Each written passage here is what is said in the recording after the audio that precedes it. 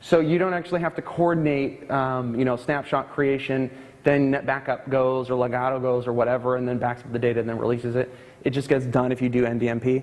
It's a nice integrated part of Solaris. All you have to do is turn it on, set a password, and you're good to go. So supposedly it can do ZFS send receive in addition to doing dump tar, but the code's sort of been in flux there, particularly because of the fact that the NDMP copy option is really all we've had, and I've really wanted to get around to writing my own client. I just haven't had the time.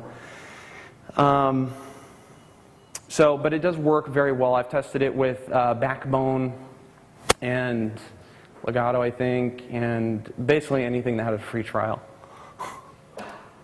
because I'm cheap. So some parting thoughts for you. Please do remember it is a transactional file system, and I hate saying file system because it's not really a file system at all. It's a storage subsystem, a very complete storage subsystem. Always bear in mind that it is transactional and have an idea of what that entails, particularly because of this kind of breathing we actually see. This does mean that you should probably, so in a lot of cases, you're going to have to throw away years and years and years of your jumpstart training and your UFS training, or at least update it. Like I said, consult with the virtual file system layer before jumping to conclusions about device-level activity. And this is a fantastic opportunity. I know you're all dying to do this. It's a fantastic opportunity to rediscover your love for storage.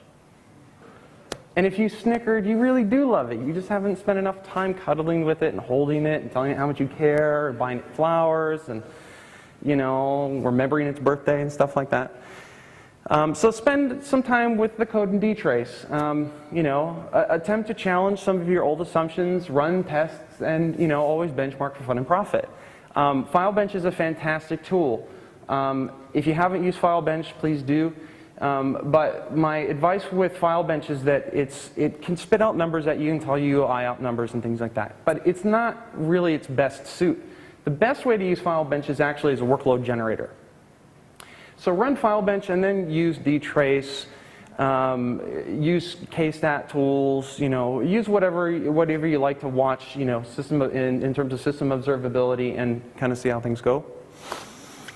And then finally, focus on the application. More than ever, benchmark your application performance.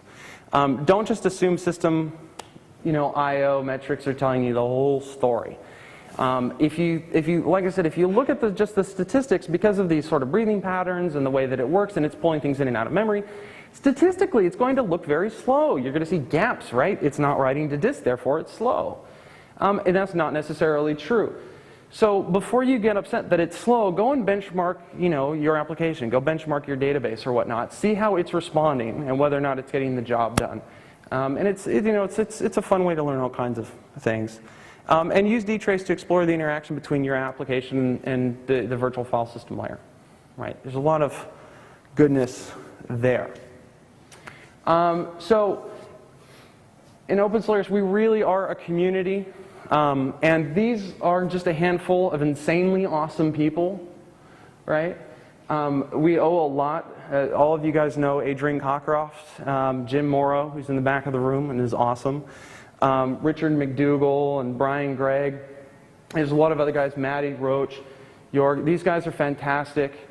And, none of us really are ZFS experts. We just play one on TV, is the way we put it. We're all learning, and if anyone knows how things actually work inside of corporations like Sun, they're doing the development, and they don't know all the performance ramifications. So they really rely on the internal groups and the entire community to test and see where it's good and where it's not, and they're iterating. We see a huge amount of iteration.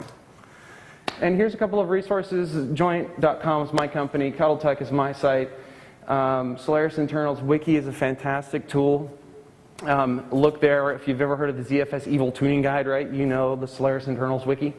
But also blogs.sun.com and Planet Solaris. There's a lot of us blogging about this stuff, trying to share things. a lot of us have spent a lot of years doing it, and now we're kind of moving on to other things because we kind of lost our eyesight staring at ZFS code. So, hit Google, you'll find tons of resources. And that's it. What time is it? Woo! 1 minute to go! Awesome.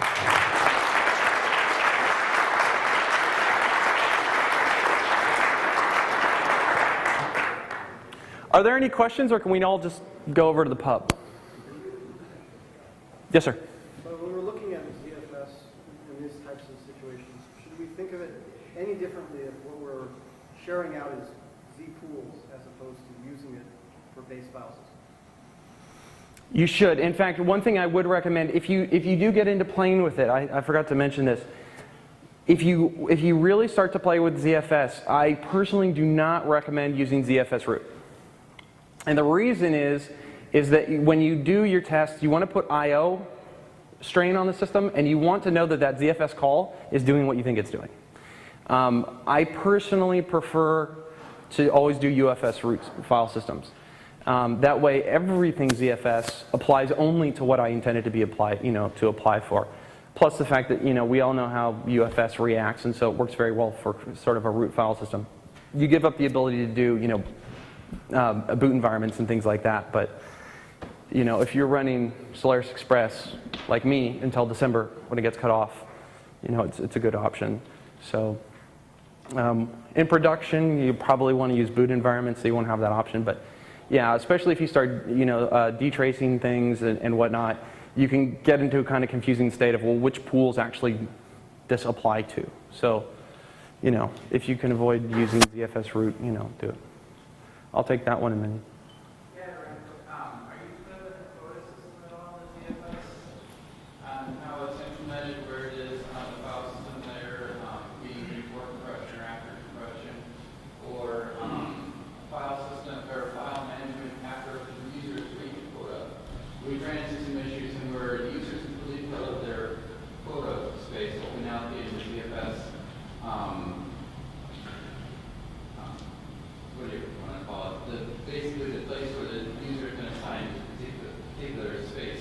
The data set, yeah. And they can't delete files because of the snap. Yeah, so this is one of the most common problems we run into at Joint, because at Joint, right, fundamentally we're selling Solaris zones. And when you do that, all of that's on a ZFS data set, and that ZFS data set is a certain size. This can cause a problem. This is a problem we had early on when an administrator would have a user problem, would create a snapshot, or they would say they want, they're doing some big migration and they want a snapshot of it. They'd create a snapshot and then we just forget, right? User'd forget, we'd forget. They can't even see it.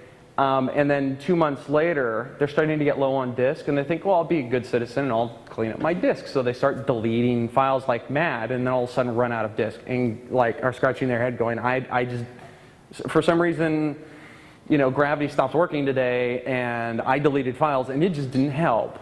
And that's because you're fighting the snapshot. So you have to be very careful in the way that you manage snapshots and delete them when you can. When you look at the ZFS data set properties, ZFS get all some data set, you're actually going to notice that there's you can set reservations and you can set quotas. So what you want to do is you want to set the quota at what you actually want the user to use, and you can set the reservation higher, which gives them overhead for snapshots.